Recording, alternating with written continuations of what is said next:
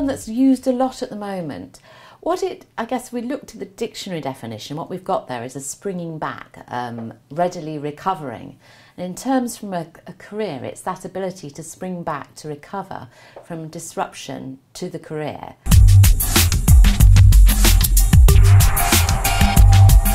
Careers are becoming more discontinuous and increasingly have disruption in them. If you're working for an organisation, you may find yourself reorganised into a different role. You might find yourself being made redundant. And it's been able to come back from what might feel very much like a setback at the time.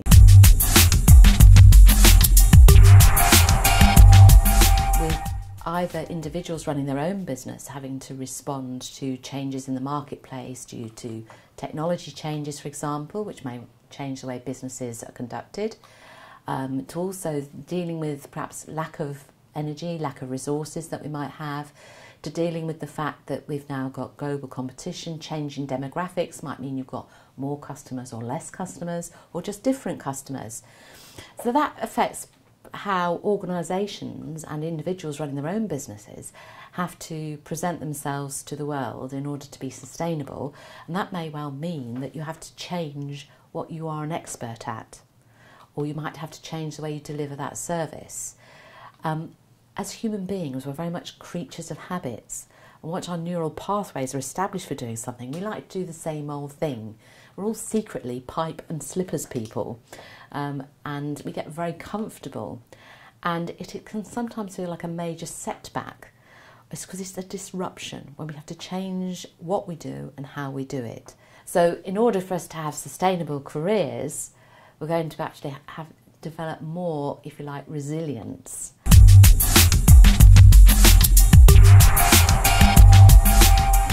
People are able to be flexible and adaptable. It perhaps goes against the grain really, because brains like certainty. They've been adapted to keep us safe. But in order to survive, if you like, these disruptions to career, we need to be able to adapt to different circumstances and to adapt our skills to different organisations, different settings, and that's really important. The other thing is as well to be very clear about who we are, so be aware of our personal identity. What are we good at? What do we like? What working values are really important to us? Where do we flourish? What skills have we got? And be prepared to talk about that.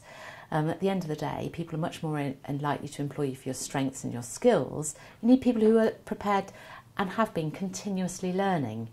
There's no such thing as standing still if you like, in your learning. If you stand still, the rest of the world moves on beyond you. So in fact, you're going backwards. Many organisations, as we're all aware, if you go to the accounts department, they work with accounts people in the accounts area. And if you ask them if they talk to the marketing department, one or two might do, but other people might look at you fairly quizzically as if, why do I need to speak to people in the marketing department? But for reality, to be resilient, we need to be able to build a broad network of contacts that's beyond our functional silo and beyond our organisational silo. And that's absolutely critical.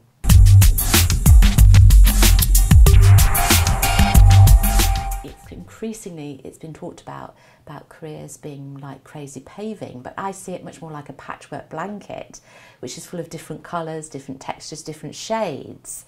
So in a way, it's colourful, it's a positive thing. But and you've got to make your own, that's the important thing. You can't rely on somebody else to do it for you. And the more that you can take control of it, the less scary it becomes. And you take control of it by being aware that it might happen, by making sure that you're keeping yourself employable, by keeping your skills up to date, that you do scan the environment to see what's coming up and how that might affect you. But I think very much it is important to actually think about it as a very colourful patchwork blanket that you make yourself.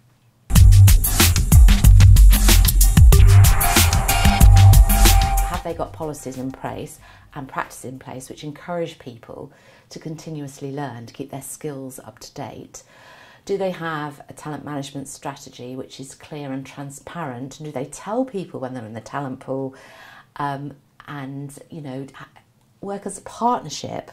Also, do they actually have things like career management workshops and perhaps a career library to enable people to learn, if you like, more about resilience, how to manage their own career, how to search for jobs, and that may well be searching for jobs internally, not just about externally. So they perhaps could keep a lot of their highly talented people within the organisation, but keep them adaptable and flexible enough with their continual learning to stay within the organisation to keep developing new skills. It may not be that the relationship that they've got exists forever because of the ups and downs of employment. But I do think it is important to have that transparency and those clear policies which are actually translated into working practice.